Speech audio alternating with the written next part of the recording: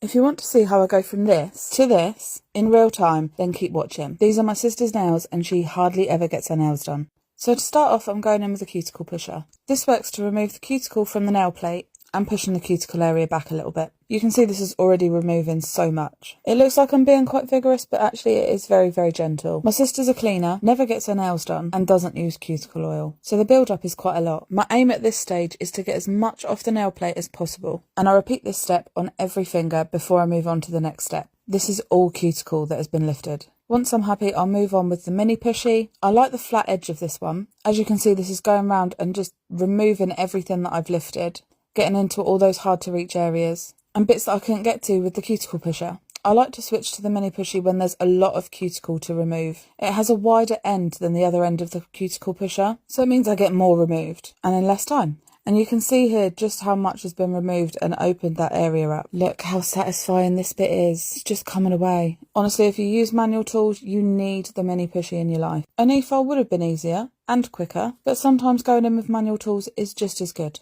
And I like to break it up every now and then. If you were ever without an e-file, you would always need to be brushed up on your manual prep and find ways to achieve the same results. And that's what I do. Next up, going in with the Precision Perfector. This has a really nice soft pushing end, and this just tucks the cuticle really nicely. It doesn't just tuck, it also highlights to me where I need to remove with my scissors. I just love how this moves around the nail, and it's just so soft and lovely to use. Just look at that difference. Now going in with the cuticle scissors. Now this is what I love to show. Not everything needs to be cut. As you can see here, I have trimmed, but it still looks like there's a lot left to trim.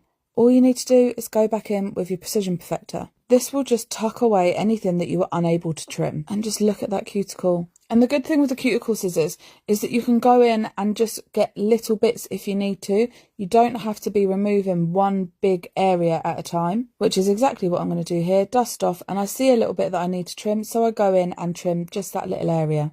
Honestly, it doesn't need to be big cuticle removals every single time on every single client. Just a little snip, snip. And you're done. A lot of what these nails need is hydration. Once I've done the majority of the work, I'll just go back over with my mini pushy and get out any dust in those really hard to reach areas. And then it's time to go in for hydration. So I'm just dusting everything off and then going in and literally smothering the cuticle and the nail plate with cuticle oil and the surrounding skin everywhere that is literally dry and needs that really nice bit of hydration. Then my next top tip would be to go in with a polishing ball. I go in with either the Yaz, the polishing ball, or the large polishing ball. This only needed the Yaz. There was only a small amount of areas that needed to have this exfoliating part of the treatment. Then once you've done that, you literally just need to go in with a Pro Prep brush, give it a wipe around with a little bit more oil, and it looks like this.